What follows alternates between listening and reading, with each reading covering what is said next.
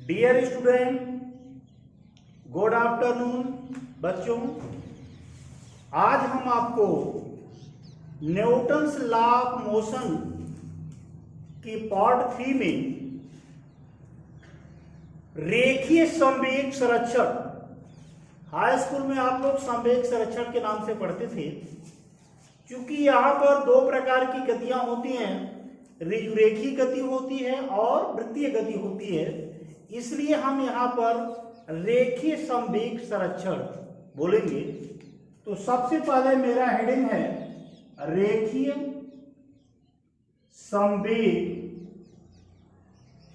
संरक्षण का नियम। ये क्या है?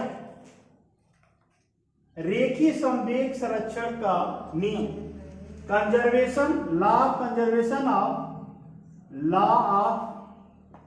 कंजर्वेशन ऑफ लीनियर मोमेंटम,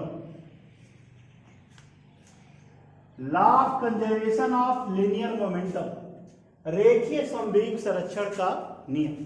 ये क्या होता है? बाह्य बलों की अनुपस्थिति में किसी वस्तु का संवेग सदैव संरक्षित होता है। इसको हम लिख सकते हैं, बाह्य बलों की अनुपस्थिति में किसी वस्तु का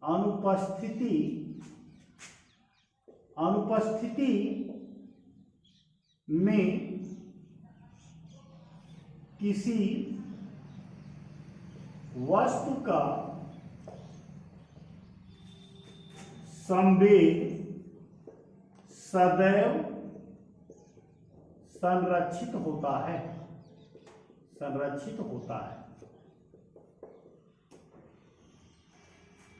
इसका मतलब यह है कि कोई वस्तु का जो प्रारंभिक संवेग होता है और बाद का संवेग होता है, वह सदैव क्या होता है?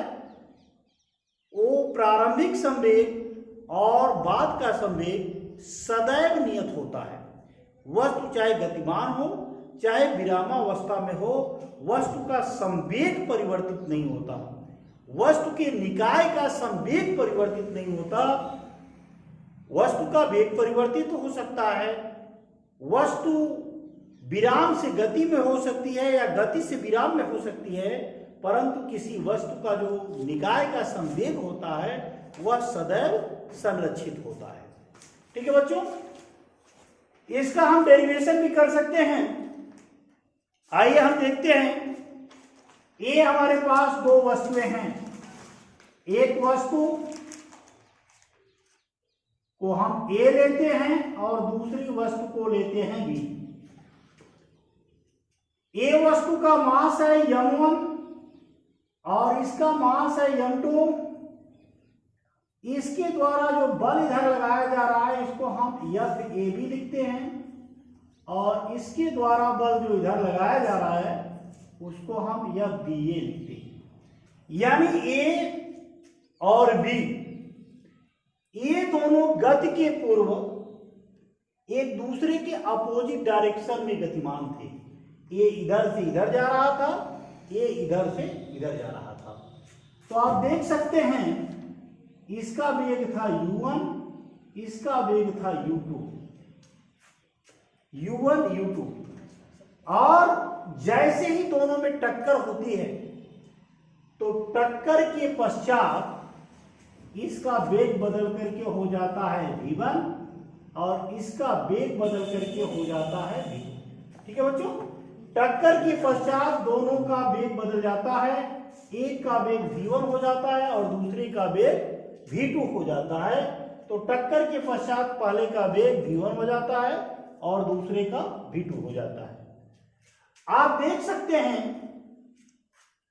न्यूटन की तृतीय नियम से, न्यूटन का तृतीय नियम क्या है बच्चों?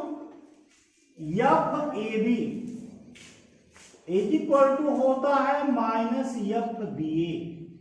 दो वस्तुओं के पारस्परिक क्रिया में एक वस्तु जितना बल दूसरी पर लगाती है, दूसरी वस्तु भी विपरीत दिशा में उतना बल पहली वस्तु पर लगाती है। इसमें से किसी एक वस्तु को क्रिया और दूसरी को क्या कहते हैं? तो पहली वस्तु द्वारा F से यानी ए वस्तु से बी की ओर बल लगाया गया एफ ए बी। तो अपोजिट डायरेक्शन में दूसरी वस्तु बी द्वारा इस पर बल लगाया गया एफ बी ए। ये दोनों आपका बराबर है। तो आप जानते हो इसका संवेग क्या होगा? ये आपको न्यूटन के तृतीय नियम से तो आपको मालूम है।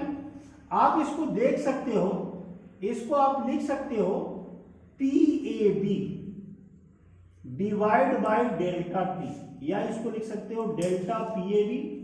यानी ए में संवेग में, क्योंकि ए बी जो फोर्स लगाया गया वो ए द्वारा है, तो हम इसको डेल्टा पी ए भी लिख सकते हैं, क्योंकि एफ ए बी जो बल लगाया जा रहा है वह ए पिंड द्वारा लगाया जा रहा है। तो ए के संवेग में क्या होगा? परिवर्तन होगा। और दूसरे को हम लिख सकते हैं minus delta P B upon delta T. दोनों तरफ से बच्चों डेल्टा टी हम काट सकते हैं, तो ये हो जाएगा delta P A is equal to minus delta P. ठीक है बच्चों ना? आइए इसको हम देखते हैं। डेल्टा पी ए यानी पहली वस्तु का संवेग में कितना परिवर्तन हुआ भाई? डेल्टा पी ए में क्या होगा? प्रारंभिक संवेग इसका क्या रहा होगा? m1 u1। क्या रहा होगा? m1 u1। अब u1 का जो डायरेक्शन था बच्चों वो इधर था। अब v1 का डायरेक्शन किधर होगा ये तो हमको नहीं पता है, तो ये हो जाएगा m1 v1 minus m2 m1 u1। प्रारंभिक संवेग इसका m1 v1 था, m1 u1 था, और अंतिम संवेग इसका हो जाएगा m1 v1। तो प्रारंभिक संवेग में से इसको हम एक लाइन और लिख सकते हैं, चाहे तो p है ना, ये लास्ट वाला है pa2 माइनस pa1, ऐसे लिखा जा सकता है। इसको हम लिख सकते हैं pb2 माइनस pb1। 1 मीन्स पहले का संवेग और बाद 2 मीन्स बाद का संवेग। तो m1 v1 ये बाद का संवेग है, यहां पर भी उसी तरह से हो जाएगा minus m2 v2 minus m2 u2। ठीक है बच्चों? इसको आप सॉल्व कर लीजिए तो m1 v1 minus m1 u1 minus m2 v2 minus minus हो जाएगा प्लस m2 u2। आप इसको v2 को पक्षांतर कर दीजिए तो m1 v1 plus m2 v2 is equal to m1 u1 plus m2 u2। इसको आप और पहले लिख सकते हैं, क्योंकि प्रारंभिक वाला अगर हम पहले लिखना चाहते हैं तो इसको पहले इसको बाद में लिखते हैं। तो m1 u1 plus m2 u2 is equal to हो जाएगा m1 v1 plus m2 v2। तो दो पिंडों के बीच इस प्रकार से हम, ये क्या होगा? दोनों पिंडों का टकराने के पूर्व का संवेग है। दोनों पिंडों का p1 प्लस p2 यानी टक्कर के पूर्व a और b का संवेग है। ये क्या है? दोनों पिंडों का टकराने के बाद का जो संवेग है वह ये है। तो दोनों का पिंडों का जो टकराने के पूर्व और बाद का संवेग है उनका योगफल क्या होता है? सदैव नियत होता है। यानी ये आपका अभिष्ट एक फार्मूला बने। ठीक है बच्चों? इसी में आपने अभी पढ़ा है कि वास्तव में न्यूटन का द्वितीय नियम, हमने शायद बताया होगा, संवेग संरक्षण का नियम वास्तव में न्यूटन का द्वितीय नियम ही है, क्योंकि F बराबर होता है डेल्टा P अपान डेल्टा T, या इसको हम dP बाई dt कैलकुलस की भाषा में बोलते हैं। तो संवेग संरक्षण के नियम के आधार पर, यानी इसको हम दूसरे तरीके से भी बोल सकते हैं, न्यूटन के द्वितीय नियम के आधार पर तृतीय नियम की व्याख्या करना है। याद रखिएगा, नेक्स्ट डे पार्ट 2 में हमने न्यूटन के द्वितीय नियम द्वारा प्रथम नियम की व्याख्या कराया था, जड़त्व के नियम की। अब यहां पर न्यूटन के द्वितीय नियम द्वारा तृतीय नियम की व्याख्या कराने जा रहे हैं। तो ये भी एक मोस्ट इंपॉर्टेंट हेडिंग है, संवेग संरक्षण के नियम द्वारा न्यूटन के प्रथम नियम की व्याख्या।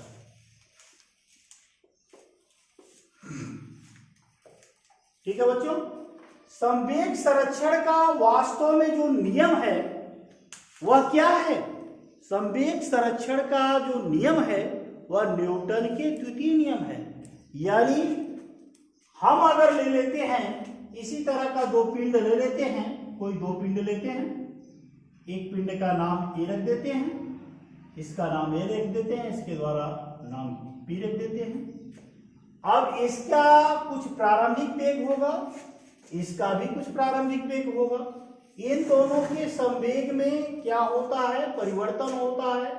तो आप देख रहे हो कि ये दोनों पिंड टकराने के पूर्व इनका संवेग और टकराने के पश्चात इन दोनों का संवेग क्या होता है?